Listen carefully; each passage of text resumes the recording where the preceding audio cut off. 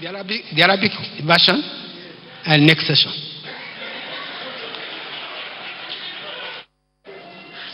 Thank you very much, Honorable Minister of Information and Culture.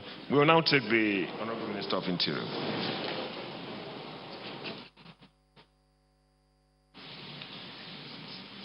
Good afternoon, all. I will start with this general message. We must commend the endurance and resilience of all Nigerians over this period of a national war against the invisible COVID-19 on all space of Nigeria. The war is grim and tasking. We must thank God for His mercy as we are thanking our fellow compatriots and the front line and health workers for their resilience and commitment. Let me seize this opportunity to admonish Nigerians living in our border communities in the states sharing borders with our West and Central African neighbors. And these states are Lagos, Ogun, Oyo, Kwara, Niger, Kebbi, Sokoto, Zamfara, Katsina, Jigawa, Yobe, Borno, Adamawa, Taraba, Benue, Cross River, and Akwa Ibom. These are the states ring-fencing Nigeria from our neighbors in the west to the north and the east. I'm seizing this opportunity to admonish them to promptly report any illegal entry of anybody across our borders and alert the officers and men of the Nigeria Immigration Service.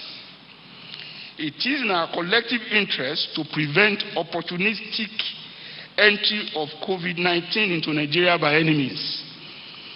We, as a people and a nation, have sacrificed a lot of our time, energy, resources, and wealth as a people and a nation, that it is best to take the maximum advantage of the gains we are making on the containment of this virus by being alert to any movement at all across our border by anybody except our own citizens, who even as well we must report to the officers and men of the Nigeria Immigration Service. These gains come at a very, very high price. We are all paying it. It's taking tolls on our economy. It's taking tolls on our spiritual life. It's taking tolls on our social life. So we must therefore not take it for granted. We must support the government to keep our borders secured against the virus. This said, I owe the lady who spoke in Arabic first and later English just this answer. In the speech I made on Thursday last week, while delivering the president's message on the release of some inmates in our custodial centers, I titled that speech, "Compassion is the basis of morality." It's not a slogan from me. One German writer said so, and I agree with him absolutely. Our hospitality, our philanthropy, our high sense of compassion are the classical hallmark of Nigerians. So, no foreigner from West Africa, Central Africa, or outside Africa will suffer neglect or lack of care in any part of Nigeria, from Nigerians or by Nigerians and the government. That explains that. Identities of freed inmates. From the speech again, I made during that, when I was announcing the presidential amnesty, I was clear that the federal offenders that were to benefit from that first phase, because it's just the beginning, and I made it clear in my speech that that will be the beginning of the exercise. It's going to run for quite a while because of the number we have there. The number of federal offenders that were given amnesty was 70. That the remaining 2,600 were state offenders. That based on the criteria established, the president has approved for the Attorney General of the Federation to contact respective states, and I gave the number of beneficiaries per state that the Attorney General will write on to the states to release, and they are releasing them. I've read about Kaduna and some other states. So please, it's unfolding. And it's not even limited to what we have done. We are committed to decongesting our custodial centers. I could not get the second question about 2.1 million or something. I want to assume the lady from Arise should by now have the correct thing about that amount of money, what it is meant for, what she wants to know about it. I wouldn't know. So if you can please explain yourself, I might be able to help.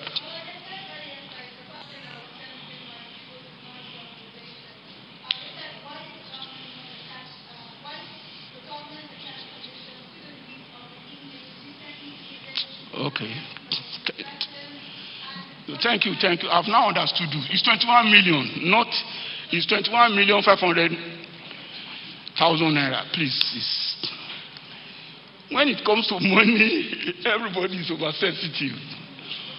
What I said in my speech on that day was that as a condition for releasing about 800 of the inmates, is the need to pay fine. And we pegged it at those who have a fine obligation of maximum of 50,000 naira, that we have penciled them for release, and that total sum is about 21,500 naira, which we expect the state governments to pay to themselves. Let me explain this, because this is quite interesting.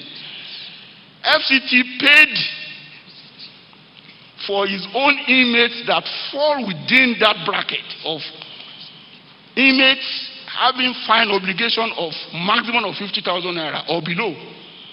FCT paid his own sum. I couldn't recall the figure now.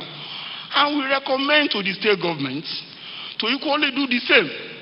And let me explain to you what we mean state government paying to itself. A court judgment is already an obligation that cannot be obviated. However, if the state government pays the fine to its state judiciary, the money goes through the state judiciary to the treasury of the state, and is the state paying itself. It cannot be waived because it's an obligation, being an order from court. So the order must be obeyed by the government paying the state judiciary, and the judiciary dropping it in the state treasury. So it's in to in. So it's 21 million naira, 500,000. It's 21,500,000 naira. It's not coming to federal government. It's going to each of the states that have recommended those inmates for release with the fine obligation. I hope that is understood now. It's 21 million. It's 21,500,000 naira. Now on garment. I know the chairman will talk on this, but it's always nice to use the opportunity of this engagement to sensitize our people to to what we owe ourselves. It's getting very clear that the tropics does not allow people to huddle in their houses. The tropics is an open space where intensive social interaction is natural. If that is the case, and we now have to live this very difficult and strange life of being indoor, it will be inconceivable, and may God not allow it to happen, that we stay indoor forever. For economic reason, social reason, spiritual reason, we can't. If that is the case, the only thing possible, therefore, is to have a minimum prevention system. A minimum system of ensuring that people are prevented from being infected by this virus. And the face mask, to observance of physical and social distancing, personal and respiratory hygiene are maintained. So if that is the case, let's take our population to be 200 million. Let's say half of that population are active semi-adult to full adults. It's more than that, but let's even say half, 100 million. Let's now assume that the cost, I don't know, I'm just assuming, don't quote me. Let's assume that the cost of local production of this guard is 500 naira.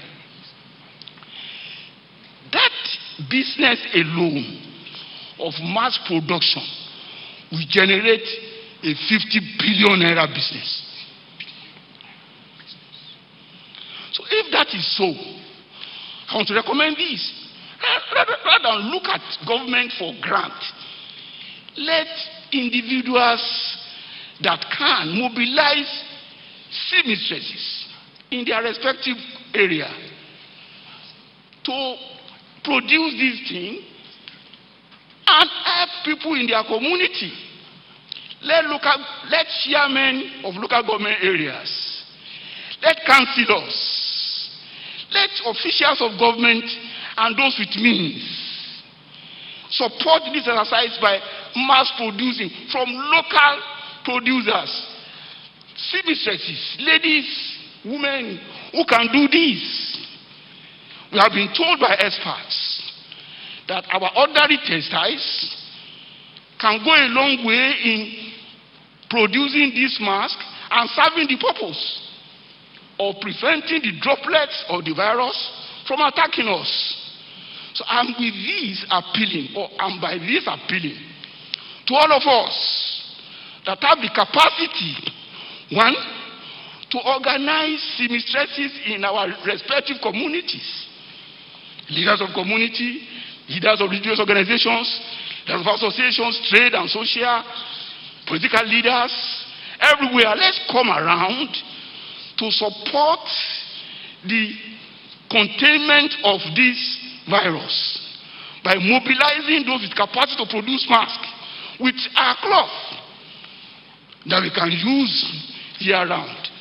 And I'm quite hopeful that with this, in no distant future, Nigeria will be a safe haven and a no-go area for coronavirus. I thank you for your attention.